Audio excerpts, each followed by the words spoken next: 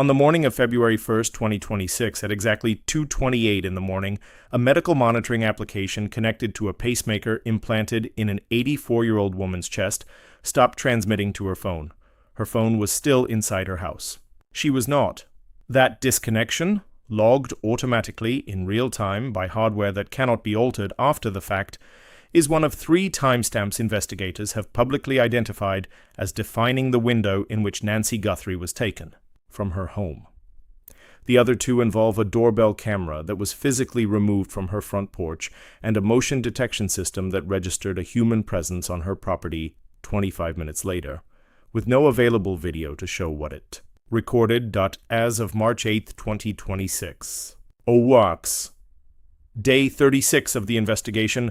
Nancy Guthrie's location and condition remain officially unknown. No suspect has been charged. No arrest has been made. But this week the investigation produced a new and specific development. The FBI and the Pima County Sheriff's Department went door to door through the Catalina Foothills neighborhood and asked residents one direct question. Did your internet go down on the night she disappeared? Multiple residents said yes, and 1 neighbor reported something more specific than a glitch. The camera on their property positioned closest to Nancy Guthrie's home had no footage available during the overnight hours of February 1st. 3 other cameras on the same property recorded. Normally, only that one in that direction during that window was dark. That detail is now part of an active federal and state investigation. What caused it has not been confirmed. But the question investigators are asking, and the pattern they appear to be mapping, connects directly to the device visible in the suspect's pocket in the only footage we have of him. And when you place those 2 things against the pacemaker timestamp and the sequence of the night, the picture of what was prepared for becomes more specific. Nancy Guthrie is 84 years old. She has limited mobility, she has a pacemaker, and requires daily medication to sustain her health. She has lived in the Catalina Foothills, an affluent, historically low-crime neighborhood north of Tucson, for years. Her neighbors have described the area as the kind of place where decades pass without serious incident. On the evening of January 31st, 2026, she had what every piece of verified evidence describes as a completely ordinary Saturday.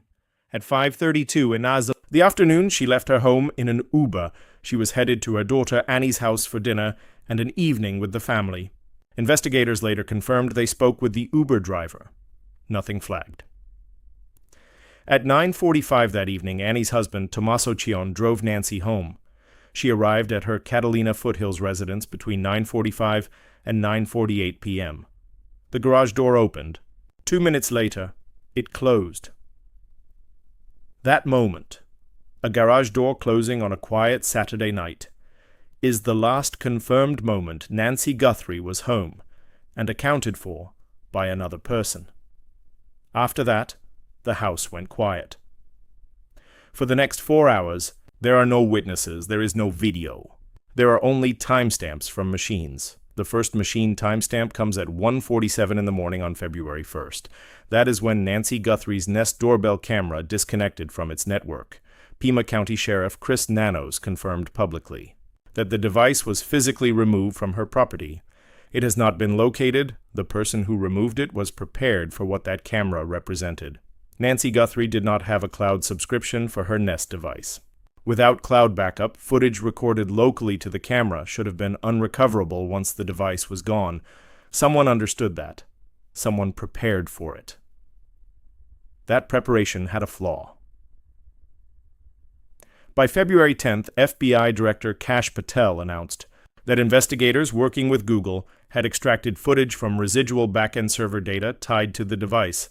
The assumption that the camera had been neutralized was wrong. 2 clips were recovered and released publicly.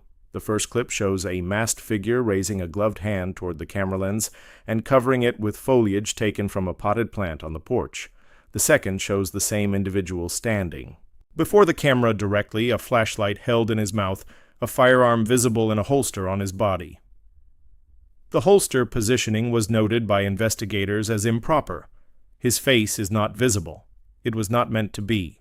But the footage gave investigators enough to build a forensic description, which the FBI released on February 12th, Male, approximately 5 feet 9 inches to 5 feet 10 inches tall. Average build, black mustache, black mask, black gloves. And a 25-liter Ozark Trail hiker backpack, a model sold exclusively at Walmart. That detail would become one of the more specific investigative anchors in a case where confirmed physical evidence has been difficult to locate. But it was not. The detail that drew the most analytical attention in the footage. In the doorbell footage, visible in the suspect's pocket, there is a device. Specifically, something with an antenna-like protrusion. From the moment the footage was released publicly, observers, media analysts, and former law enforcement officials began examining it. The question it raised was direct. Was that a Wi-Fi jammer?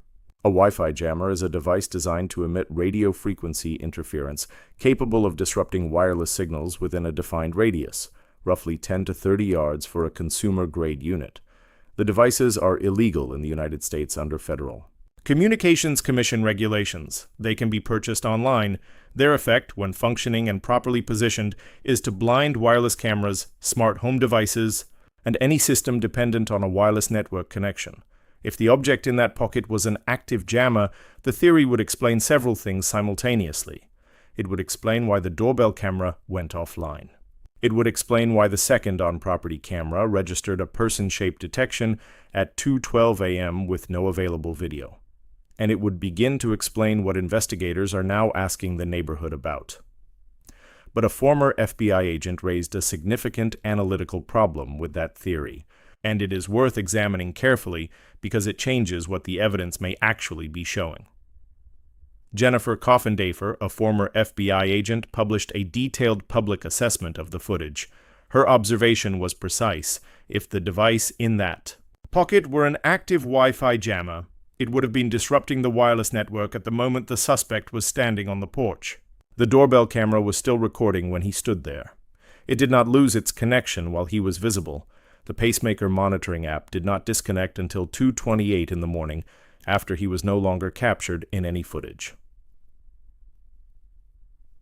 Coffendafer's conclusion, stated publicly and on record, was that the object in the pocket was not a Wi-Fi jammer, or if it was not functioning.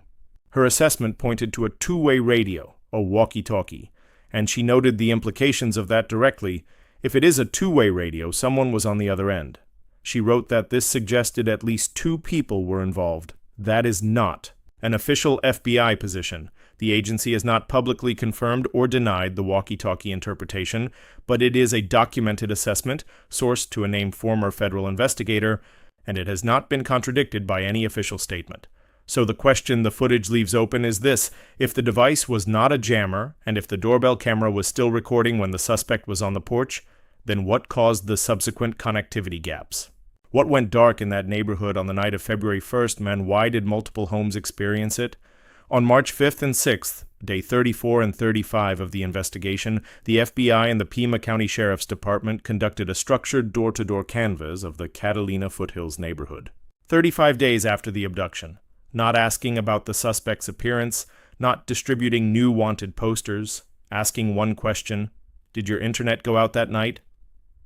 Multiple homeowners told NBC News that investigators asked specifically about disruptions or glitches, and that several residents had already independently mentioned experiencing issues that night before investigators even arrived. That convergence, residents volunteering the information before being prompted, is part of what drew the canvass 35 days in. One neighbor's account was more specific than the others. That neighbor has 4 security cameras mounted on their property. 3 of the 4 recorded normally throughout the night. The 4th, the camera whose field of view is positioned closest to Nancy Guthrie's home, has no footage available during the overnight hours of February 1st. The neighbor described the timing as uncanny. Morgan Wright, Chief Executive Officer of the National Center for Open and Unsolved Cases, addressed the technical specificity of that pattern when speaking to Fox News Digital. A standard consumer-grade Wi-Fi jammer, he noted, typically disrupts all devices within its radius indiscriminately. One camera on a neighboring property going dark while 3 others on the same property continue recording does not cleanly match the signature of a standard consumer unit. To selectively disable a camera at that distance and at that angle, Wright indicated would more likely require hardware far beyond what is visible in that pocket. The FBI has confirmed it is analyzing the internet disruption patterns from the night of February 1st. They have not confirmed what caused them. That is the question the new canvass's evidence leaves open. Whether the connectivity failures in that neighborhood were coincidence, equipment malfunction, or the preparatory step of a plan that had been rehearsed, that question has not been answered by any official source. If you have any information about the disappearance of Nancy Guthrie, contact the FBI at 1-800-CALL-FBI, submit a tip online at tips.fbi.gov or call the Pima County Sheriff's Department line at 520-351-4900. The investigation remains open. We will continue to report on every confirmed development in this case as it becomes available.